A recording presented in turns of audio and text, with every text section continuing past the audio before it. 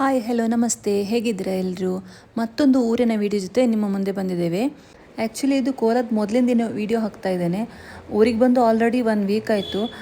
ನೀವು ನೋಡಿರ್ಬೋದು ಏನೆಲ್ಲ ಪ್ರಿಪರೇಷನ್ಸ್ ಆಗಿದೆ, ಕ್ಲೀನಿಂಗ್ ಎಲ್ಲ ವಿಡಿಯೋನು ಶೇರ್ ಮಾಡಿದ್ದೀವಿ. ಹಾಗೆ ಕೋಲದ ದಿನ ಹತ್ತಿರ ಬಂತು. ನಾಳೆ ಕೋಲ ಆದರೆ ಇವತ್ತು ದೈವದ್ದು ಪುನರ್ ಪ್ರತಿಷ್ಠಾಪನೆ ಇದೆ. ಅದು ಸಂಜೆ 4 ಗಂಟೆಗೆ ಭಟ್ರು ಬರ್ತಾರೆ ಅಂತ ಹೇಳಿದ್ದಾರೆ. ಉಷಾ ಏನ್ ತಿಂಡಿ? ಇಡ್ಲಿ ಚಟ್ನಿ, ಸಾಂಬಾರ್ ಇದೆ, ನಾನು ಚಟ್ನಿ ತಗೊಂಡೆ. Wow, looking yummy.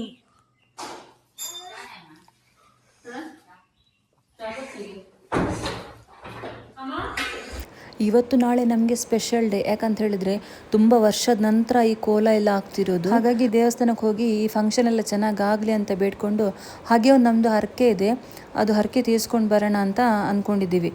ಹರಕೆ ಇವಾಗಿದ್ದಲ್ಲ, ತುಂಬ ವರ್ಷ ಆಯಿತು ಹೇಳಿ. ಅದು ಹರಕೆನ ಪೂಜೆನ ಕೊಡಬೇಕು ಅಂತ ಅಂದ್ಕೊಂಡಿದ್ವಿ ತುಂಬ ಸಲ, ಆದರೆ ಟೈಮ್ ಬಂದಿರಲಿಲ್ಲ. ನಿನ್ನೆನೇ ಹೋಗಿ ಆ ಪೂಜೆಗೆಲ್ಲ ಏನು ಐಟಮ್ಸ್ ಬೇಕೋ ಅದೆಲ್ಲ ಅವ್ರ ಹತ್ರ ಹೇಳಿಬಿಟ್ಟು ಬಂದಿದ್ದೀವಿ. ಇವತ್ತು ಹೋಗಿ ಪೂಜೆ ಕೊಡಬೇಕು ಅಷ್ಟೇ. ನಿಮಗೂ ತೋರಿಸ್ತೀವಿ ಆ ಟೆಂಪಲ್ ಹೆಂಗಿದೆ, ಅದ್ರ ಬಗ್ಗೆ ನಿಮಗೆ ಸ್ವಲ್ಪ ಮಾಹಿತಿನೂ ಕೊಡ್ತೀವಿ.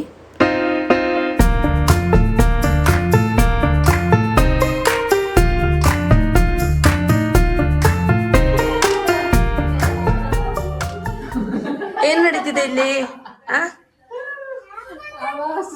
ಹೇಳಿಲ್ಲ ಅಂತ ಕರ್ಕೊಂಡಂತೆ ಮಾಡಿಲ್ವ ಈಗ?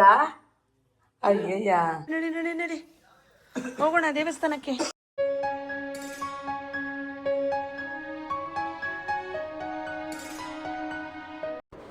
ಇದೇ ನೋಡಿ ನಮ್ಮ ಊರು ಪೆರಡೂರಿನ ಶ್ರೀ ಅನಂತ ಪದ್ಮನಾಭ ಟೆಂಪಲ್. ನಿಮಗೆ ನೋಡುವಾಗಲೇ ಗೊತ್ತಾಗಿರುತ್ತೆ ಏನು ಪೂಜೆ, ಏನು ಹರಕೆ ಅಂತ. ಗೊತ್ತಿಲ್ಲದವರಿಗೆ ಹೇಳ್ತೇನೆ.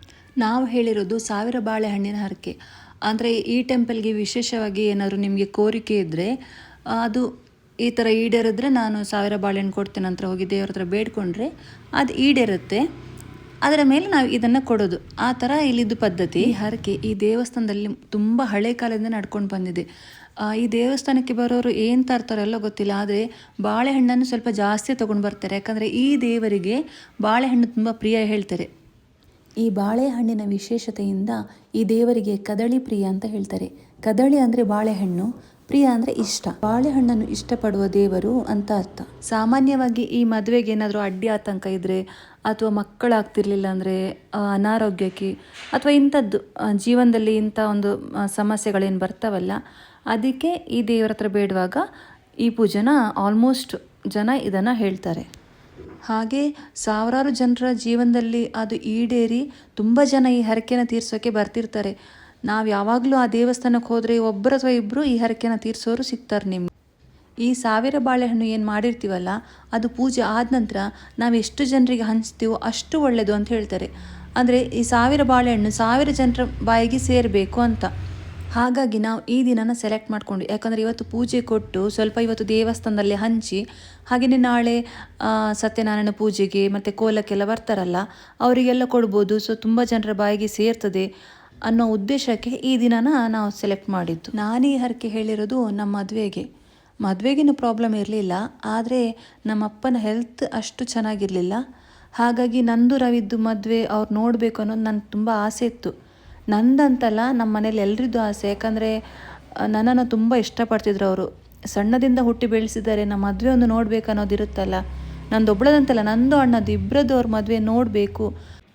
ಅವ್ರಿಗೂ ತುಂಬ ಆಸೆ ಇತ್ತು, ಮಕ್ಕಳ ಮದುವೆ ನೋಡಬೇಕು, ಮಗಳಿಗೆ ನಾನೇ ದಾರೆ ಎರಿಬೇಕು, ಸೊಸೆನ ನಾನೇ ಮನೆ ತುಂಬಿಸ್ಕೊಳ್ಬೇಕು, ಇದೆಲ್ಲ ಆಸೆ ಎಲ್ಲ ತಂದೆ ತಾಯಿರು ಇರ್ತದಲ್ಲ, ಹಾಗೆ ಅವ್ರಿಗೂ ಆಸೆ ಇತ್ತು. ಹಾಗೆ ನಾನು ಅವ್ರದ್ದು ಹೆಲ್ತ್ ಕಂಡೀಷನ್ ಏರುಪೇರು ಆಗ್ತಿತ್ತು ಆ ಕಡೆ ಈ ಕಡೆ. ಅದೆಲ್ಲ ನೋಡಿ ನಾನು ಅಂದ್ಕೊಳ್ತಿದ್ದೆ, ದೇವರೇ ಅಟ್ಲೀಸ್ಟ್ ನಮ್ಮ ಮದುವೆ ಆಗೋ ತನಕ ನಮ್ಮಪ್ಪ ನಮ್ಮ ಜೊತೆ ಇರಬೇಕು, ಇನ್ನೂ ಇದ್ರೆ ಇನ್ನೂ ಖುಷಿ, ಆದರೆ ಅಟ್ಲೀಸ್ಟ್ ಅವ್ರ ಆಸೆ ನಮ್ಮ ಆಸೆ ಏನಿದೆ ಇದೊಂದು ಆಸೆನ ತೀರಿಸ್ಬಿಡು ಅಂತ ನಾನು ದೇವ್ರ ಹತ್ರ ಬೇಡ್ಕೊಂಡಿದ್ದೆ.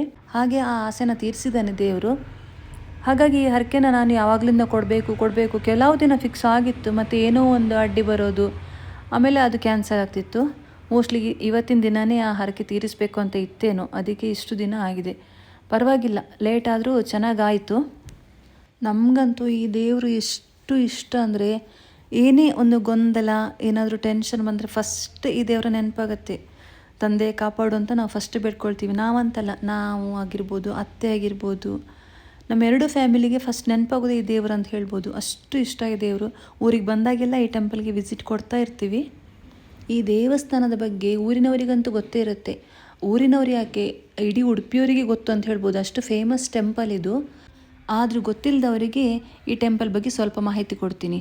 ಅಂದರೆ ಈ ಊರಿಗೆ ಏನಕ್ಕೆ ಈ ಹೆಸರು ಬಂತು, ಈ ಟೆಂಪಲ್ ಬಗ್ಗೆ ಏನು ವಿಶೇಷ, ಏನಕ್ಕೆ 1000 ಬಾಳೆಹಣ್ಣು ಕೊಡ್ತಾರೆ, ಇದೆಲ್ಲ. ಎಲ್ಲ ಊರುಗಳಿಗೆ ಒಂದೊಂದು ಕತೆ ಇರುವಾಗೆ ಈ ಪೆರಡೂರು ಊರಿಗೂ ಒಂದು ಕತೆ ಇದೆ. ಅದೇನೆಂದರೆ, ಒಂದು ದನ ತನ್ನ ಕೆಚ್ಚಲಿನಿಂದ ಒಂದು ಹುತ್ತದ ಮೇಲೆ ಹಾಲನ್ನು ಸುರಿಸ್ತಿತ್ತಂತೆ. ಅದನ್ನು ನೋಡಿದ ಒಬ್ಬ ಆಶ್ಚರ್ಯದಿಂದ ಜೋರಾಗಿ ಹೇಳೋಕ್ಕೆ ಶುರು ಮಾಡ್ದ, ಪೇರುಂಡು ಪೇರುಂಡು ಅಂತ. ಅದರ ಅರ್ಥ ಹಾಲುಂಟು ಹಾಲುಂಟು ಅಂತ. ಅಲ್ಲಿಂದ ಆ ಊರಿಗೆ ಪೇರುಂಡ ಊರು ಅಂತ ಹೇಳ್ತಿದ್ರು. ಮತ್ತೆ ದಿನ ಹೋದಾಗೆ ಅದು ಪೆರಡೂರು ಅಂತ ಆಯಿತು.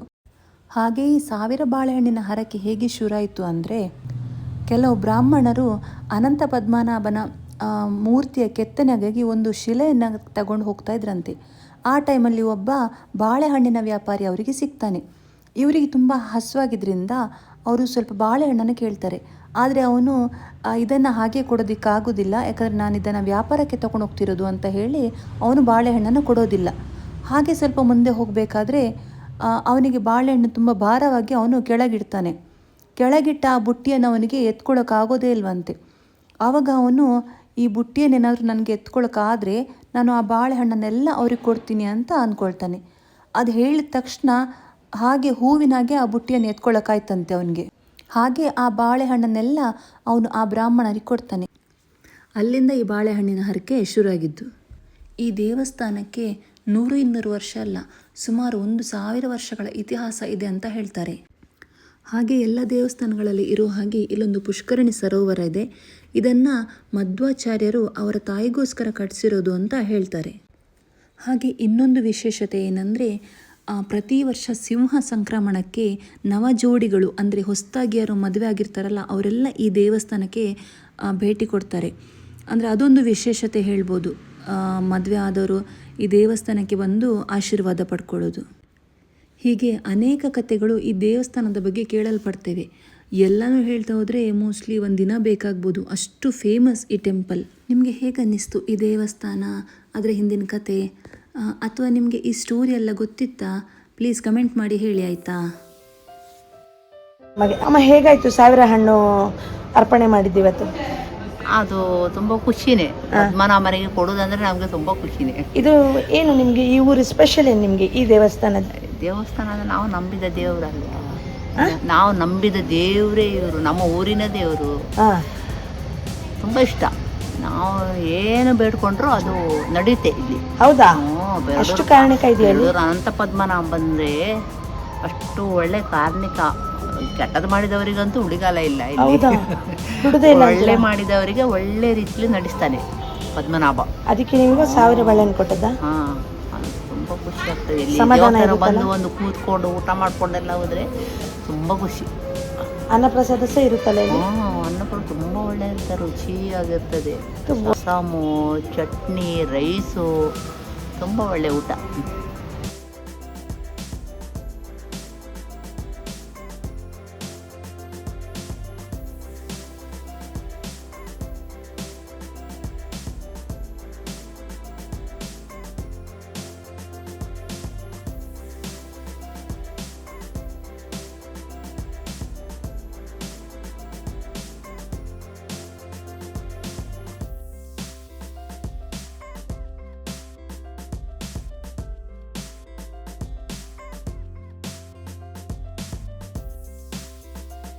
ನಮ್ಮ ಮಕ್ಕಳನ್ನಂತೂ ಈ ದೇವಸ್ಥಾನಕ್ಕೆ ಕರ್ಕೊಂಡು ಬಂದಾಗ ಪುಷ್ಕರಣಿಯಲ್ಲೇ ಕೂರೋಣ, ಆ ಮೀನುಗಳಿಗೆ ಏನಾದರೂ ತಿನ್ನಕ್ಕೆ ಹಾಕೋಣ ಅಂತ ಹೇಳಿ ಇವತ್ತು ಮಾವನ ಕೈಯಲ್ಲಿ ಮಂಡಕ್ಕಿ ತರಿಸಿ ಹಾಕ್ತಿದ್ದಾರೆ.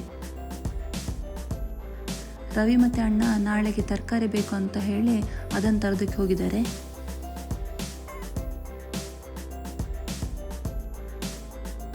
ಇನ್ನೇನು ಮಹಾಮಂಗಳಾರತಿ ಆದಮೇಲೆ ಊಟ ಮಾಡಿಕೊಂಡು ಹಾಗೆ ಅಣ್ಣನ ಮನೆಗೆ ಹೋಗೋದಂತ ಅಂದ್ಕೊಂಡಿದ್ದೀವಿ.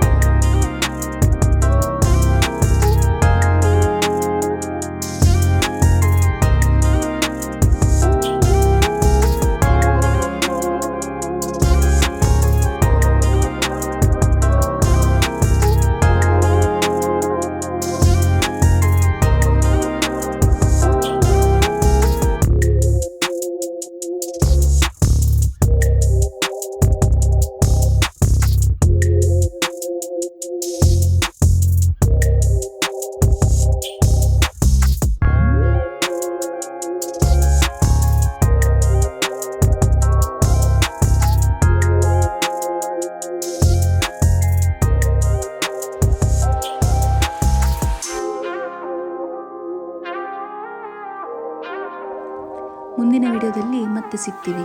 ಅಲ್ಲಿವರೆಗೂ ಬಾಯ್ ಬಾಯ್.